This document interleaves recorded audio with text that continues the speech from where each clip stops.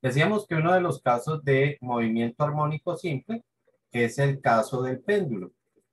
Entonces, cuando nosotros tenemos un péndulo, vamos a tener una situación donde, o mejor, es un hilo, un péndulo corresponde a es un hilo que está atado en un punto fijo, ¿cierto? Este es un punto fijo y tiene una masa oscilante, eso es decir, una masa que va a colgar de él y que puede oscilar, ¿no? Entonces, ese péndulo pues va a recorrer o va a ocupar distintas posiciones.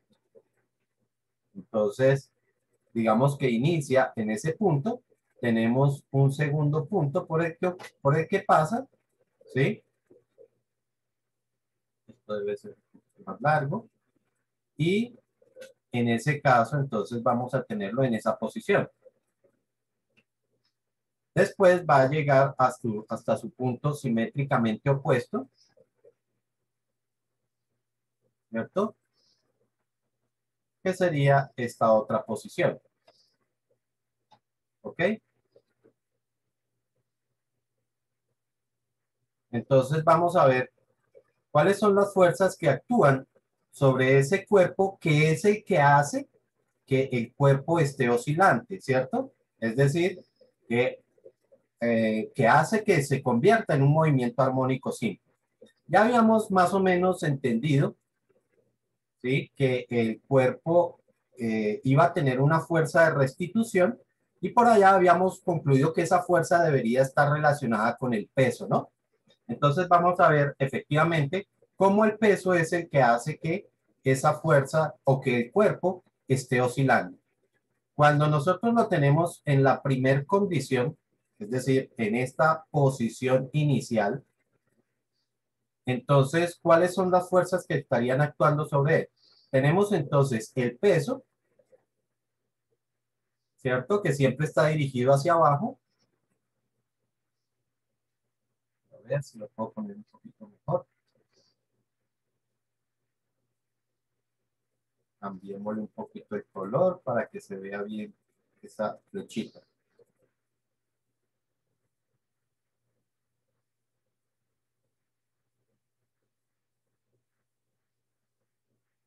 Tendríamos el peso, ¿cierto?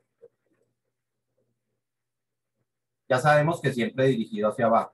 Y también vamos a tener una fuerza ejercida por la cuerda. ¿Cómo es que se llama la fuerza que se ejerce a través de una cuerda, chicos? Tensión. Tensión. Tensión. O sea que vamos a tener una tensión sobre la cuerda. Recuerden que cuando nosotros dibujamos el marco de referencia, este se debe ubicar de tal forma que el movimiento coincida con uno de los brazos, ¿cierto? Entonces significa que si el cuerpo se va a mover en esta dirección, pues debo colocar el marco de referencia de esa forma. Debemos colocar el marco de referencia de esta forma, ¿ok? ¿Para qué? Para que uno de sus brazos coincida con el movimiento. Entonces diríamos que este es el eje X de nuestro plano y vamos a tener entonces el eje Y que es totalmente perpendicular. ¿Ok? A ver si lo puedo hacer perpendicular. Pues, medianamente, esto como que no es muy... Eso. Este debería ser el movimiento de la partícula. ¿Está claro hasta ahí, chicos?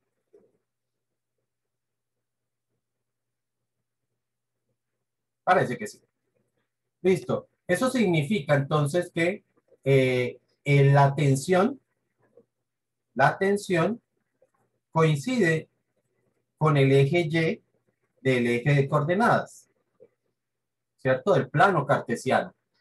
Pero el eje X, perdón, pero el peso no coincide ni con el eje X ni con el eje Y. Eso significa que la fuerza, el peso, va a tener dos componentes. Una componente en el sentido de el vector, en el sentido, perdón, del plano cartesiano en Y, es decir, vamos a tener esta componente A esa voy a colocar por aquí que este es el gráfico de peso. Este vector que va hacia abajo lo voy a cambiar de pronto el color para que lo distingamos bien. Vamos a darle otro colorcito, ¿no? Rojo mejor. Entonces, ese vector de color rojo, pues sería W en el sentido de Y. Y vamos a tener también una componente en el sentido de X. ¿Ok? Que va a estar de esta dirección. Así. ¿Ok? Chiquitica se ve ahí. Pero si la alcanzan a notar. Sí, profe. Ok, vamos a ponerle otro color. Digamos color. No, esto no se nota. Color verde. Ese verdecito. Ese vectorcito es lo que estaríamos llamando W en el sentido de X. ¿Está claro? Entonces, esa componente del peso en el sentido de X, W en el sentido de X, corresponde a la fuerza de restitución.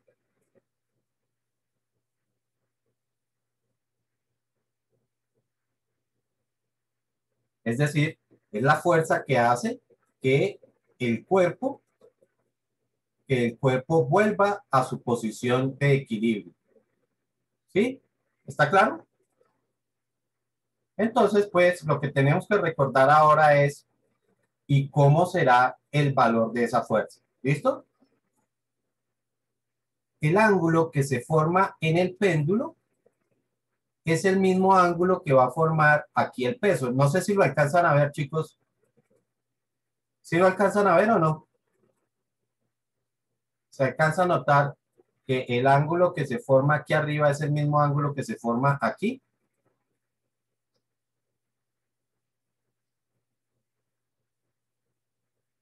¿Se me perdieron? Sí, profe, ahí se ve. Ah, ok. Entonces, ese ángulo, pues lo vamos normalmente, lo vamos a llamar el ángulo θ. ¿Ok? Entonces, podemos saber que por descomposición vectorial, W en X es igual a W multiplicado por, como esa componente es la opuesta, entonces sería W multiplicado por el seno de ese ángulo θ. Como sabemos cómo calcular W, entonces W en X sería igual al peso, que es masa por gravedad, multiplicado por el seno del ángulo θ. Y esto corresponde entonces a la fuerza de restitución. Esta es la fuerza de restitución que tiene el cuerpo. ¿Ok? Profe, ¿cuál es que es el nombre del ángulo? Teta. Le dice teta, eso es Ok, gracias. H intermedia. Y es como una O con una cosita arriba, ¿sí? Arriba no, en toda la mitad. Bueno, sí, en todo momento. Sí, como con una barra en toda la mitad. ¿Ok? Pero, ¿y quién va a ser ese ángulo teta? ¿O cómo lo podemos relacionar con respecto a la amplitud que va a tener el movimiento?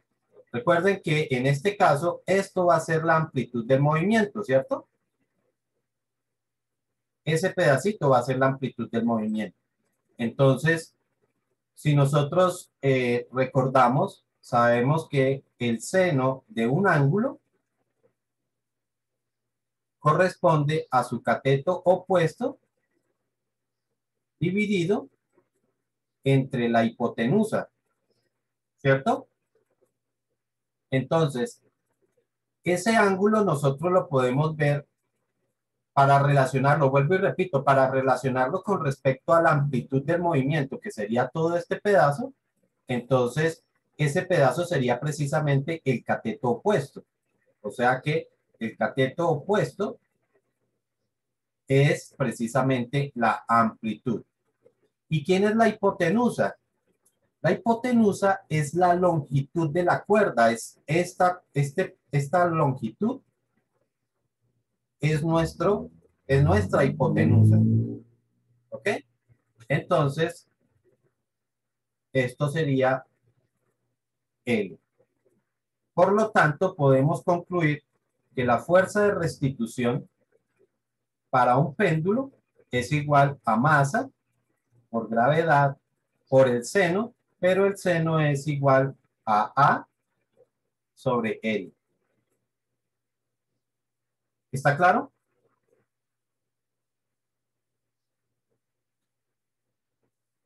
No están muy expresivos estos niños el día de hoy.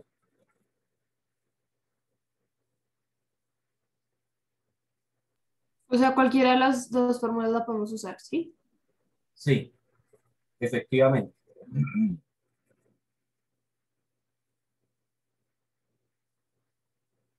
Ok. Igual como lo vimos en el caso de los resortes, sabemos que la fuerza de restitución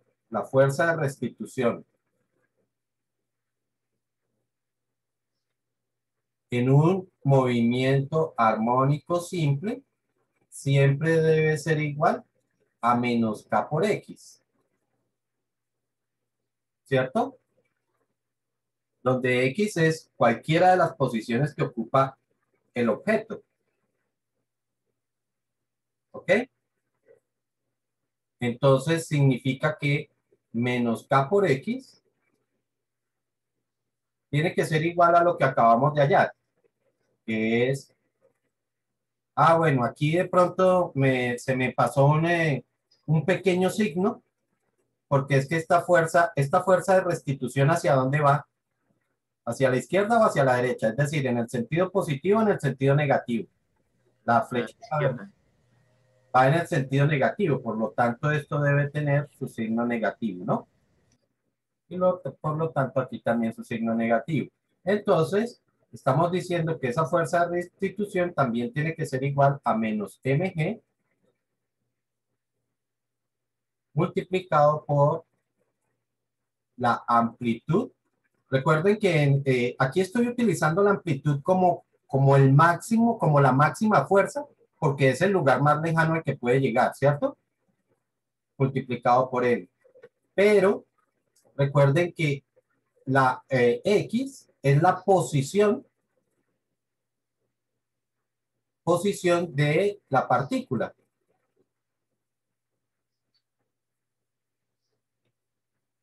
Partícula. Quiere decir que en el punto máximo, así como aquí lo estamos encontrando es en el punto, lo que estamos llamando el punto máximo, que es P sub 0, ¿cierto? Porque la amplitud es el máximo, la máxima elongación, es el punto más lejano al que puede llegar. Por lo tanto, esta X también va a ser A, menos K por A, eso en el punto máximo. Sería igual a menos mg por A sobre L. ¿Ok? Aquí tenemos, estamos repitiendo la A en ambos lados de la ecuación, ¿cierto? Por lo tanto, ¿qué puedo hacer con ella? Cancelar. Cancelar, correcto. Podemos cancelar la A de un lado y la A del otro lado. ¿Ok? Y entonces nos queda que K, bueno, y los signos negativos también los podemos cancelar, ¿no? Por lo tanto, nos queda que K es igual a mg sobre L.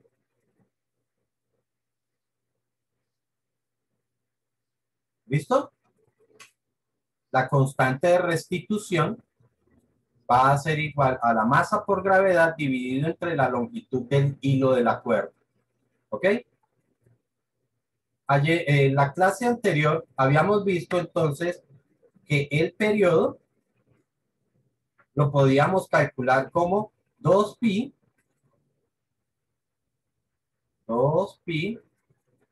multiplicado por la raíz cuadrada ¿de quién? de M sobre K. Hoy no están como muy habladores. Parece que yo estuviera hablando cada vez más raro. Pues, profe, es que mi problema es que tengo un poco mal el internet. ¿De qué? Que son las 8 de la mañana, profe. Estamos activándonos Tengo hasta ahora. mal el in- Ya veo.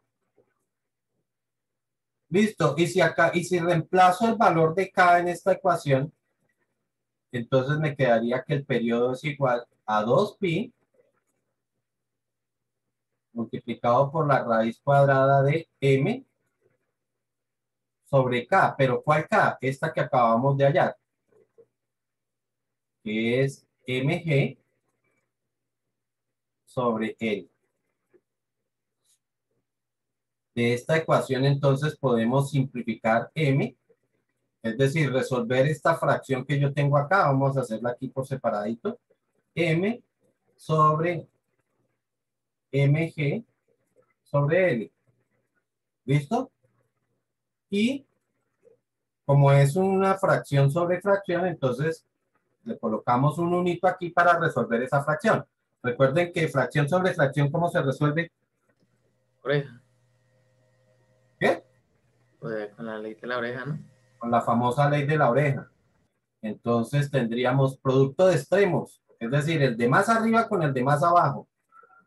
M multiplicado por L. Sobre los dos del medio, 1 multiplicado por mg, que sería mg. Ahora pues tenemos una masa multiplicando y una masa dividiendo que se pueden simplificar.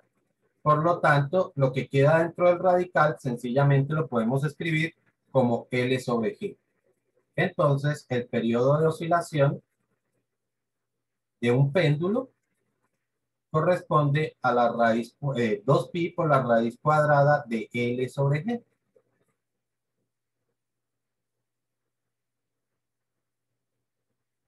¿Ok? ¿Eso es periodo de oscilación de qué? Péndulo. Ok. O sea, solo se usa para péndulos, ¿sí? Sí, claro. Profe. Sí. Y ese es para cualquier punto, ¿no? Para cualquier punto. O sea, digamos, el de abajito que dice F. El Señor periodo profe. del punto, Nicolás. Perdón, profe. El periodo no depende del punto. Y la constante tampoco, ¿cierto? No. Listo.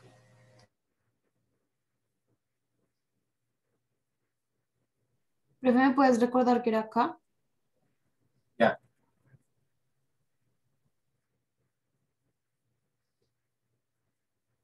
K es la constante de restitución en un movimiento armónico simple.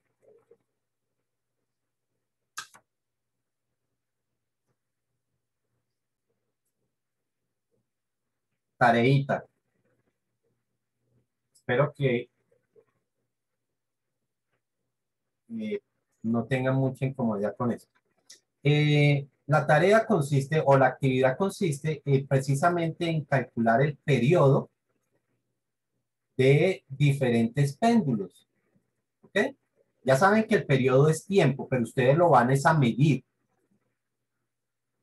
Para poder hacer ese periodo o para hacer ese experimento, entonces, ¿qué es lo que van a hacer? Pues van a colgar una cuerda en un punto fijo. De esa cuerda, entonces, van a colocarle una masa. ¿Qué masa pueden utilizar? Pues pueden utilizar unas llaves, algo como eso que les permita eh, tener un péndulo. ¿Está claro? Entonces, van a colocar el primer péndulo, lo van a hacer de la siguiente manera. Lo colocan con una longitud, chicos. Entonces, el primer péndulo lo van a hacer con una longitud, por favor, aproximadamente de 1,2 metros. No es que me digan, no, es que colocarlo me quedó tan difícil. No, 1,2 es aproximado. ¿Aproximado qué significa? Que puede ser 1,10, puede ser 1,30, ¿sí? Pero que más o menos sea de 1,2 metros. ¿Listo? Entonces, los péndulos les vamos a cambiar las variables. ¿Qué variables podemos tener o qué le podemos cambiar a un péndulo? Le podemos cambiar primero la longitud de la cuerda. ¿Listo? Segundo, le puedo cambiar la masa oscilante.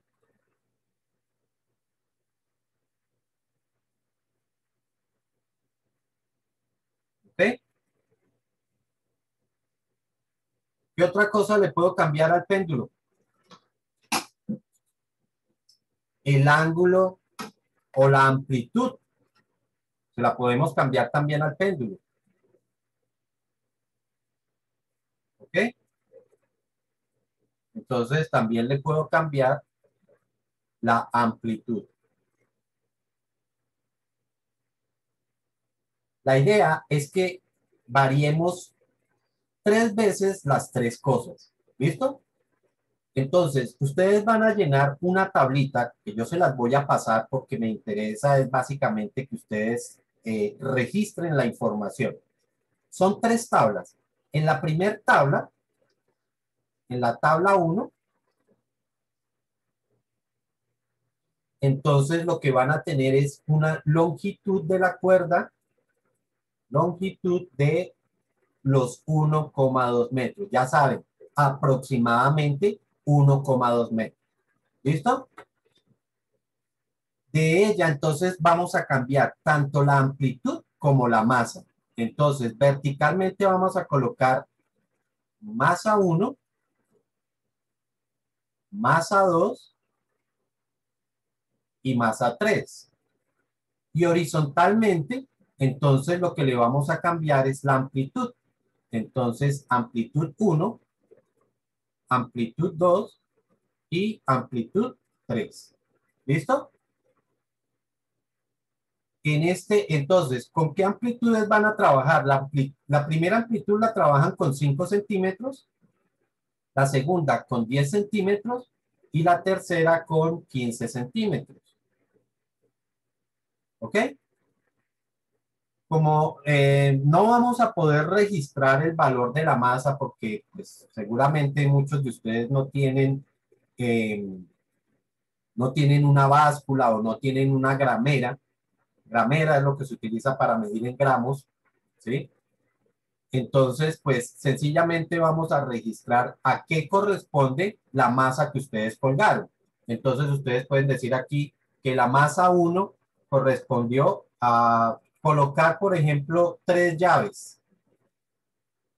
Por ejemplo, ¿no? Que la masa 2 correspondió a colocar, por ejemplo, 5 llaves.